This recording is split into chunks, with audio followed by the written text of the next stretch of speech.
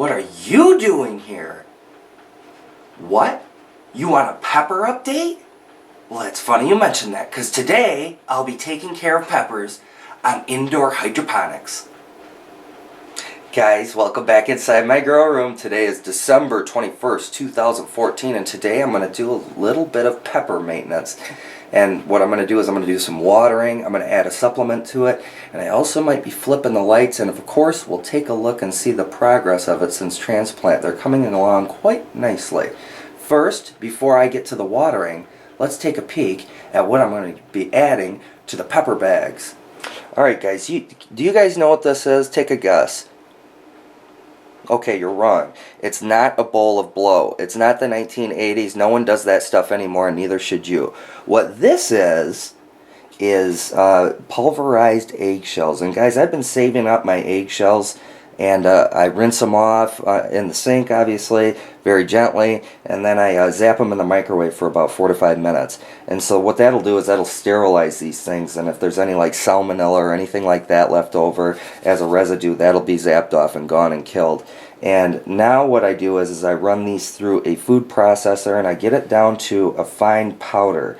There is some graininess left in there, but as you can see, it's like a powdery type consistency now. And this is really good for plants, okay? And it's a nice organic amendment that can be added in the form of calcium, because eggshells have a lot of calcium.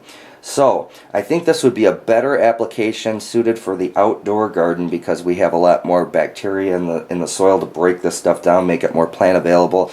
But I'm going to be adding it to my pepper bags here, and this is good because calcium, of course, it prevents blossom end rot on the fruit, you know. And these things are getting to the point where they're flowering like crazy. No peppers yet, but we're getting close, and I think this would be a good amendment to the soil. So I'm going to be adding this stuff in a couple of teaspoons at a time to each bag before I water.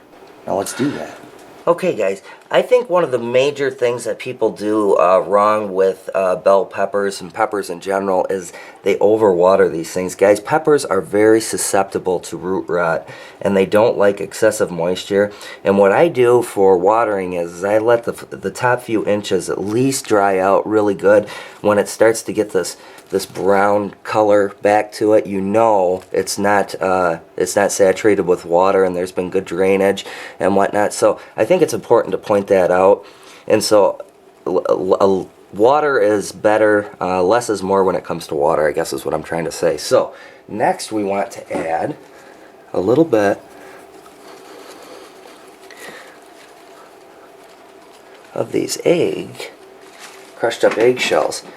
And I got this little trick right here off a channel called Lark's Gardens, and I watched it on one of her videos, and it's cool. This is like a little turkey fork type of thing, and she bent the tines down, and she can scratch around the garden type of thing. This would probably be good for weeding, but check this out. Now I can just scratch this right into the surface. Man, I really like this. This is genius.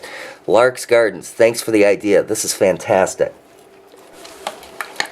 Alright guys, and now we're ready for the water. And get it good and saturated. And what I've been doing is probably one good watering literally a week, and that's it.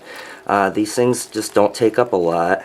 And you also got to be careful with your fertilizer in this too, because you don't want to over fertilize either, which I have been doing with my tomatoes and pretty much destroying them. But we'll talk about that on another episode. Guys, check that out. You know what that is? That's that carbon dioxide, that little contraption I set up a few videos back, and I just loaded it like 2 hours ago, and this is what you can expect like right away from this thing. I mean, this thing just blasts away for about 2 days like this, and then of course it slows down. But I just kind of wanted to give you an idea of what this thing looks like up front. I mean, that is a lot of CO2 coming out there. Now let's get back to the peppers. Okay guys, I know you guys have just been dying to see these pepper plants. You've probably been waiting on pins and needles. Yeah, you probably haven't. Guys, day 43 from transplant here, so most of these reach a maturity around day 80 from transplant, so we're about halfway there.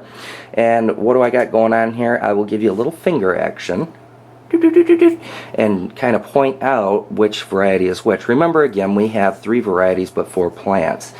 And the two plants up front here, like that, are the Asian bell peppers, okay, from Livingston Seed. And the one in the back here is the Quadrato di Asti Giallo Baker Creek. That is an heirloom, I know for sure.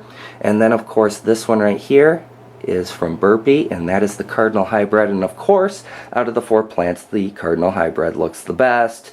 If you were to look at it up close, it's got a bigger leaf structure. It's growing more stout and thick, and it's just doing better. And that's not a surprise. Hybrids do grow bigger, stronger plants than heirlooms. And of course, we all know if you were to save seeds from hybrids, they may grow deformed the next go around. So it's probably not a good idea to save seeds. But the other three varieties, I probably could, because I do believe they are all heirloom.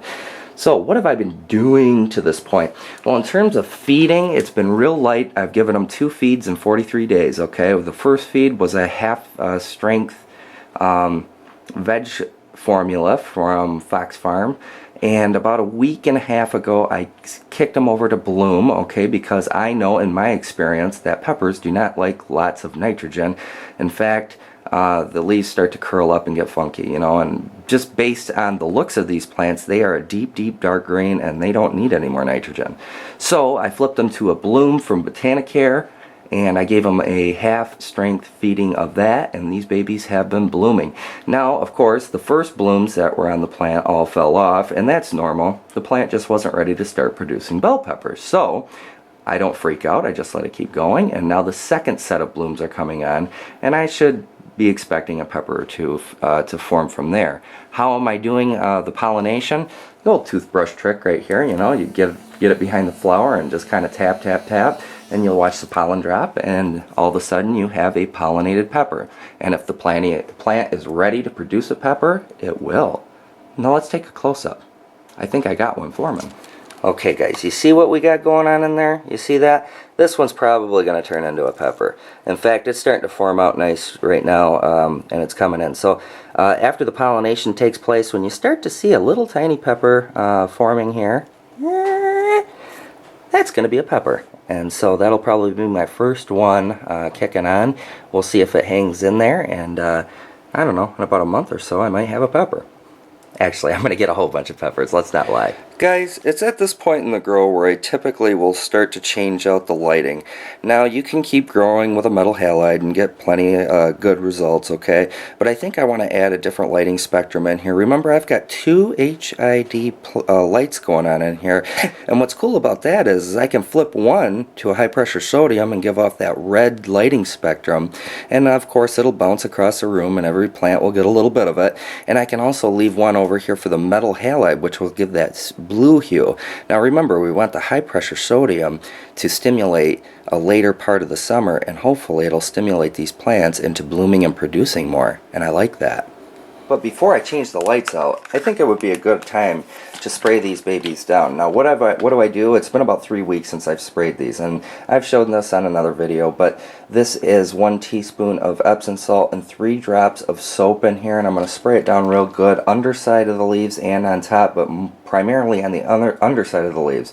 Why? Because I've had a problem with spider mites in the past, and if these things creepy crawly up on these things, I want to knock them out every couple of weeks and keep them off my plant. So it's time to spray.